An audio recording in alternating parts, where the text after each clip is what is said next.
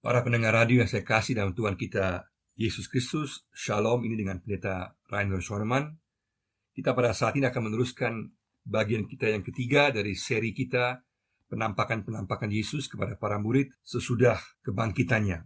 Dan pada saat ini kita akan melihat perjumpaan Yesus yang ketiga secara khusus dengan Thomas, dengan tema Iman sejati mengatasi keraguan. Iman sejati mengatasi keraguan. Kita membaca dari Yohanes pasal 20 ayat 24 sampai 29. Yohanes 20 24 sampai 29.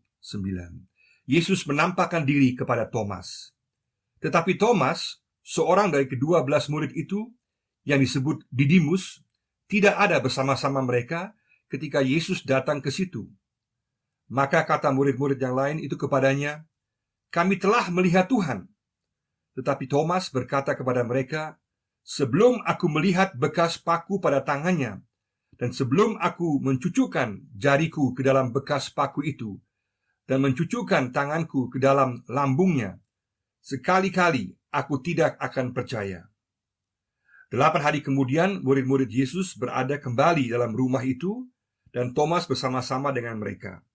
Sementara pintu-pintu terkunci, Yesus datang dan ia berdiri di tengah-tengah mereka dan berkata, "Damai sejahtera bagi kamu." Kemudian ia berkata kepada Thomas, "Taruhlah jarimu di sini, dan lihatlah tanganku. Ulurkanlah tanganmu, dan cucukkan ke dalam lambungku, dan jangan engkau tidak percaya lagi, melainkan percayalah." Thomas menjawab dia, "Ya Tuhanku dan Allahku." Kata Yesus kepadanya, "Karena engkau telah melihat aku, maka engkau percaya. Berbahagialah mereka yang tidak melihat namun percaya." Saat ini kita semua dianjurkan untuk tinggal di rumah, menjaga diri, dan memutus rantai penyebaran COVID-19 dengan tinggal di rumah, stay at home. Dan anjuran ini sangat baik dan sangat benar oleh para ahli medis dan pemerintah. Stay at home atau tinggal di rumah dapat menyelamatkan kita dari terkena corona. Inilah tinggal di rumah yang benar dalam situasi saat ini yang dapat menyelamatkan jiwa kita dan orang lain. Tapi dalam kisah yang baru kita baca ini, ada sikap tinggal di rumah yang salah. Thomas yang seharusnya berada dalam persekutuan dengan para murid untuk saling menguatkan, malahan menarik diri dan tinggal di rumah karena bersikap pesimistis. Dan karena dia tinggal di rumah dan tidak berada dalam persekutuan para murid, akhirnya dia tidak ada saat Yesus menampakkan dirinya kepada para murid. Akhirnya dia terjebak dalam lingkaran keraguan, dan rugi besar tidak ada saat Yesus hadir dengan berkat kuasa dan damai-Nya. Siapa pribadi Thomas itu? Dia adalah seorang murid Yesus yang berasal dari Nazaret dan juga disebut Didimus. Theoma atau Thomas dalam bahasa Aramaik artinya kembar. Didimus dalam bahasa Yunani artinya sama juga kembar. Namun saudara kembar Thomas tidak disebutkan dalam Perjanjian Baru. Thomas dikenal sebagai seorang yang sensitif, peragu, dan pesimistis. Dalam Yohanes 11 ayat 16, ketika Thomas mendengar bahwa Lazarus telah mati, dia mengajak para murid yang lain untuk pergi, untuk mati bersama dia. Dia berpikir pesimistis dan tidak percaya Yesus dapat membangkitkan Lazarus dari kubur. Dalam Yohanes 14 ayat 5, Thomas menunjukkan keraguannya akan rencana Yesus untuk kembali kepada Bapanya. Namun Yesus tidak menegur dia bersama-sama dengan Filipus karena mereka ragu, tetapi karena mereka tidak percaya. Yesus tekankan, janganlah kurang percaya, tetapi percayalah. Nah, dalam peristiwa penampakan Yesus yang bangkit kepada Thomas ini, terjadi perubahan yang besar dalam diri Thomas. Dari seorang peragu menjadi seorang yang percaya. Dari seorang yang sinis menjadi seorang penyembah. Dari seorang pesimistis menjadi seorang yang optimis dan penuh sukacita. Ada 7 hal yang dapat kita pelajari dalam peristiwa perjumpaan ini sesuai dengan alur teks ini yang menunjukkan iman sejati mengatasi keraguan. Yang pertama adalah keraguan, penarikan diri dari persekutuan mengakibatkan kehilangan damai sejahtera. Ayat 24. Keraguan, penarikan diri dari persekutuan mengakibatkan kehilangan damai sejahtera. Ayat 24. Di awal teks dikatakan Thomas tidak ada saat seminggu sebelumnya Yesus menampakkan dirinya kepada persekutuan para murid. Kenapa Thomas tidak ada, tidaklah dikatakan dengan jelas. Tetapi rupanya, karena pribadinya yang bersifat pesimistis dan ragu, dia nampaknya kecewa dan menarik diri dari persekutuan para murid. Dan di sini letak masalahnya. Dia menarik diri dari persekutuan saat memiliki masalah secara pribadi. Saat Thomas menarik diri, dia kehilangan berkat penampakan diri Yesus yang memberikan berkat damai, sukacita, dan pengharapan. Kalau kita ragu dan menarik diri dari persekutuan, bukan Tuhan yang rugi, tetapi kita yang rugi. Di masa kini, saat kita menarik diri dari persekutuan, maka kita akan kehilangan penghiburan, kekuatan, dan pertolongan Tuhan. Kehilangan damai sejahtera Tuhan. Karena saat ini, Yesus dalam rohnya berkarya terutama lewat persekutuan orang-orang percaya. Kita semua adalah saudara-saudara Yesus. Adalah penting untuk tinggal dalam persekutuan apapun situasi keraguan, kekecewaan, dan ketidakmengertian kita. Jangan mundur dan menyendiri, karena itu akan memperparah keadaan kita. Kita akan kehilangan fokus kepada kebenaran Yesus dan kekuatan pertolongan lewat persekutuan. Pada saat ragu, jangan menarik diri dari persekutuan. Kita akan kehilangan berkat. Dan jangan berkumpul dengan para peragu yang lain. Tetapi bawalah segala keraguan kepada Yesus dan mintalah jawaban daripadanya. Puji Tuhan, Thomas meskipun ragu kemudian kembali kepada persekutuan dan seminggu kemudian berjumpa secara pribadi dengan Yesus. Puji Tuhan, karena Thomas tinggal dalam persekutuan meskipun dia berada dalam keraguan. Dia kemudian berjumpa dengan Yesus dan memperoleh jawaban. Yang kedua, keraguan membutakan mata rohani akan kesaksian kebangkitan Yesus. Ayat 25. Keraguan membutakan mata rohani akan kesaksian kebangkitan Yesus. Ayat 25. Keraguan adalah hal yang lumrah dalam kehidupan. Keraguan seringkali berkaitan dengan soal intelektual atau pemahaman dan tidak salah. Bahkan bersikap kritis dengan mempertanyakan berbagai hal adalah baik dan penting supaya tidak mudah tertipu. Atau jika percaya dan melakukan sesuatu memiliki alasan dan dasar yang kuat. Tetapi keraguan juga dapat sedemikian membutakan mata dan pikiran sehingga bukti apapun dianggap tidak cukup. Thomas seharusnya tahu akan kuasa ajaib Yesus. Tetapi ternyata mujizat bukanlah jaminan untuk percaya. Meskipun Thomas telah melihat banyak mujizat Yesus dan bahkan hadir saat kebangkitan Lazarus, putri Yairus, dan pemuda dari Nain, dia tetap ragu. Seharusnya Thomas mempercayai para murid yang menyaksikan secara bersama-sama. Tapi keraguan menutupi mata rohaninya untuk dapat percaya. Dia bahkan bersikeras dan mengatakan baru akan percaya jika melihat Yesus sendiri, dan bahkan itu pun tidak cukup, tetapi harus menyentuh tangan dan lambung Yesus yang terluka. Thomas sungguh dikuasai oleh keraguan. Alkitab banyak berbicara mengenai keraguan. Yang menentukan adalah apa yang kita buat dengan keraguan kita, dan kemana kita pergi dengan keraguan kita. Dalam kitab Mazmur ada 60 Mazmur yang merupakan ratapan dan berisikan keraguan terhadap Allah. Artinya, kita boleh mengungkapkan segala keraguan kita kepada Allah. Dialah alamat yang tepat. Bawalah keraguanmu kepada Yesus. Jangan salah alamat. Jangan sampai keraguan membawa kita menjauh dari Allah. Ada perbedaan besar antara keraguan dan ketidakpercayaan.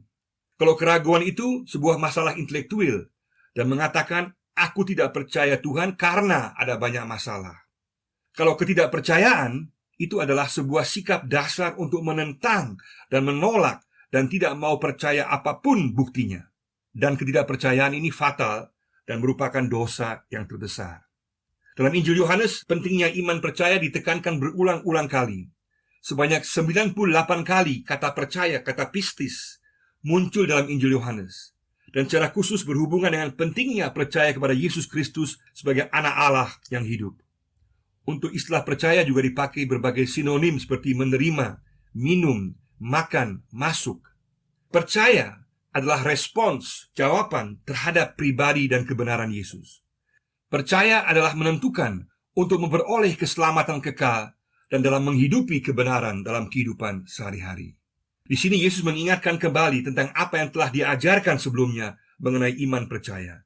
Dosa terbesar adalah ketidakpercayaan kepada kebenaran Yesus.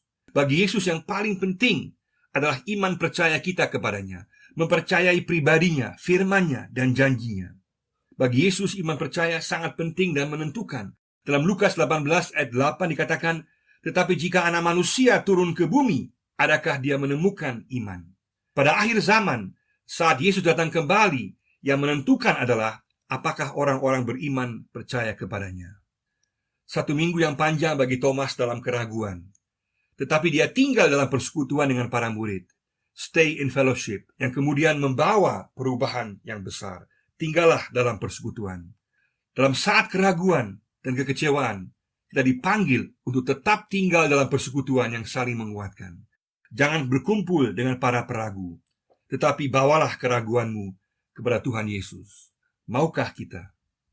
Yang ketiga, kehadiran Yesus dalam kuasa dan damai sejahteranya. Kehadiran Yesus dalam kuasa dan damai sejahteranya, ayat 26.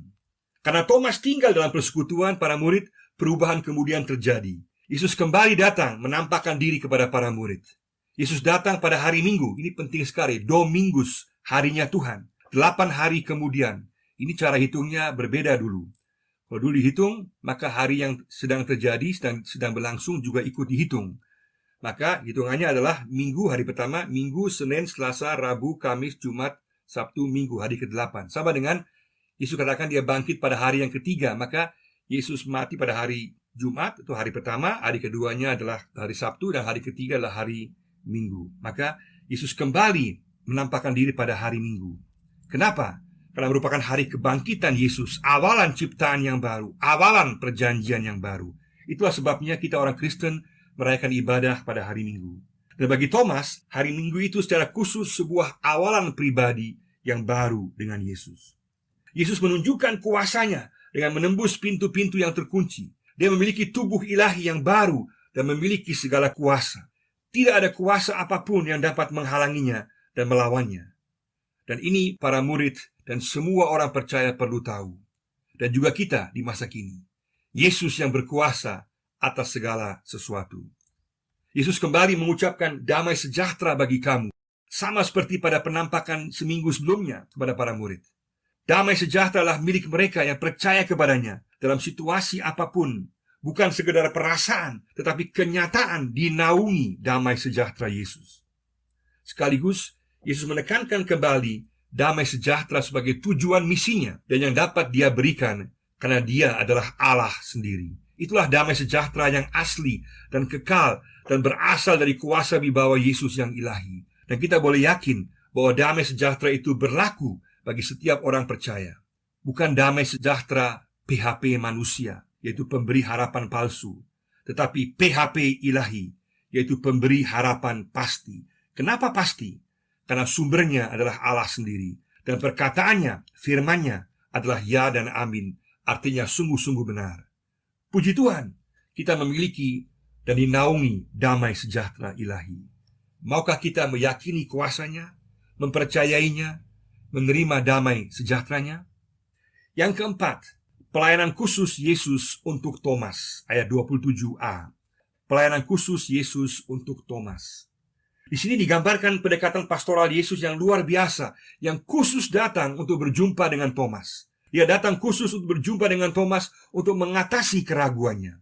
Yesus mengerti keraguan Thomas. Yesus tidak menegur Thomas, tetapi dalam kelembutan memberikan bukti yang dibutuhkan oleh Thomas untuk mengatasi keraguannya. Taruhlah jarimu di tanganku, ulurkanlah tanganmu di lambungku.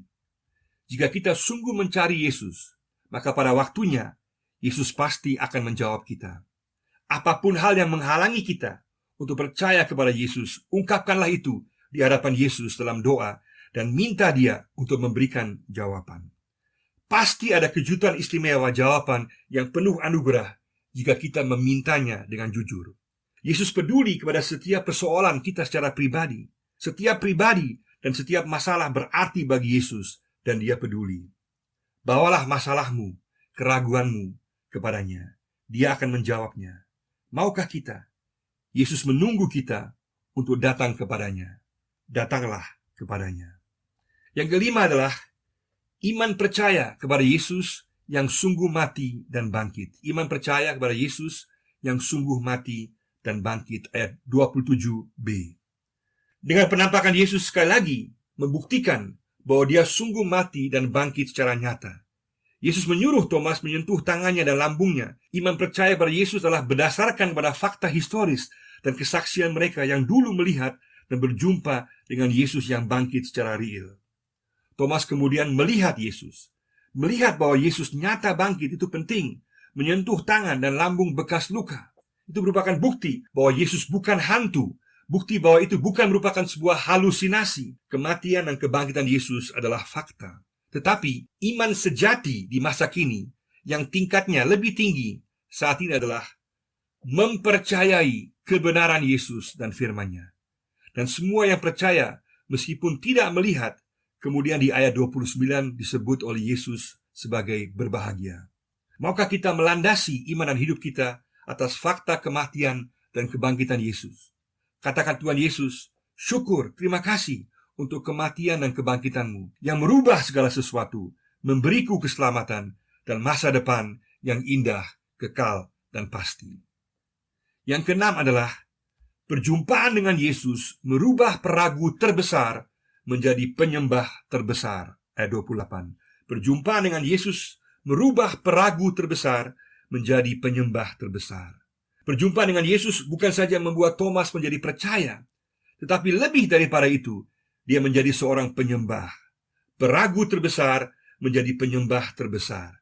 Pengakuan iman yang terdalam dari seorang peragu terbesar. Thomas mengaku, ya Tuhanku dan Allahku. Yesus adalah Kyrios, Tuhan yang sebenarnya. Yesus adalah Allah Yahweh yang sebenarnya. Tidak ada pengakuan iman yang lebih pendek dan sebegitu dalam seperti pengakuan iman Thomas di sini. Ya Tuhanku dan Allahku. Thomas mengakui keilahian Yesus. Dan pengakuan ini berlaku untuk semua orang percaya sepanjang zaman. Orang-orang Kristen pertama dalam pengakuan iman mereka mengaku Kyrios Yesus. Yesus adalah Tuhan. Tanda rahasia orang Kristen mula-mula yang dianiaya oleh karena iman mereka adalah simbol ikan. Kata ikan dalam bahasa Yunani adalah ichthys.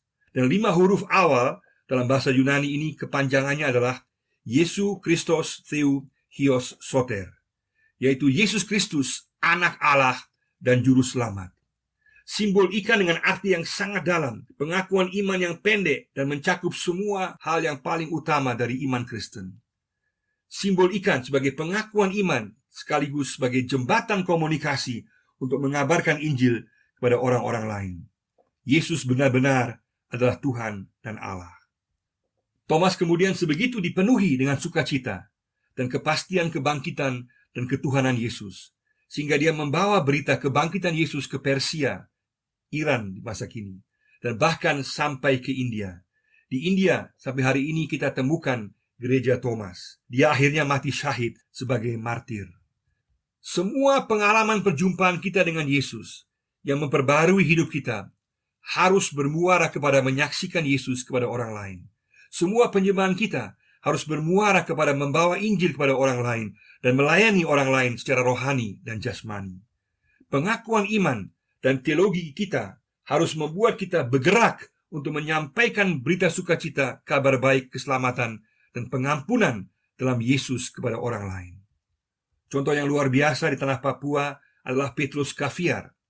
Setelah dia lulus pendidikannya dari seminari di Depok sebagai guru Papua yang pertama pada tanggal 11 Februari 1897 bersama Frans van Hasselt, dia masuk ke tanah Arfak yang waktu itu sangat berbahaya. Sungguh luar biasa kerinduannya sebagai orang Biak membawa Injil kepada suku yang berbeda, yaitu suku Arfak, meski terancam kehilangan nyawanya.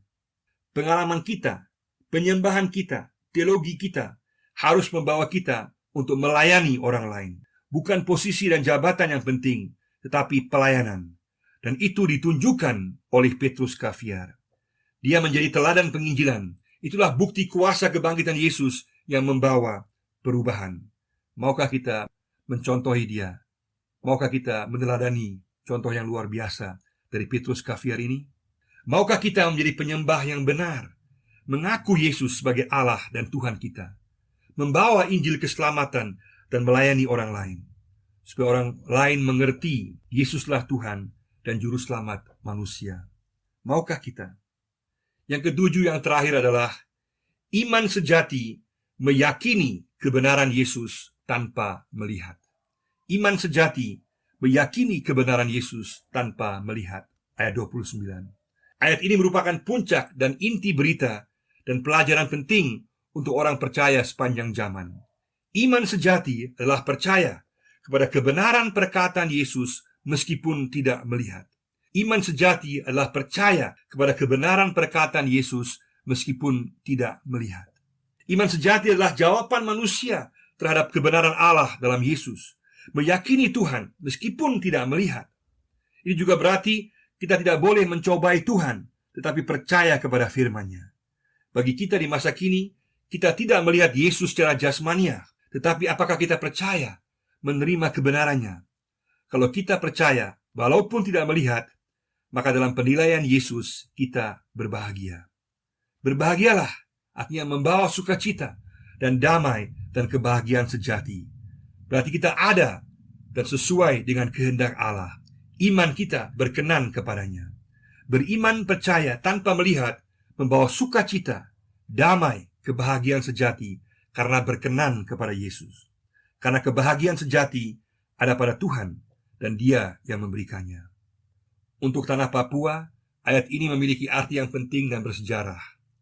Ketika Otto tiba-tiba meninggal pada tanggal 9 November 1862 pada jam 7 malam karena malaria, dia baru berusia 35 tahun. Dia berada di tengah puncak semangat pelayanan untuk tanah Papua. Dia baru menikah selama 5 tahun. Dia meninggalkan seorang istri, Auguste, yang dalam keadaan mengandung. Dia juga meninggalkan putranya Yohanes yang berusia 1 tahun, yang ada dalam keadaan sakit berat.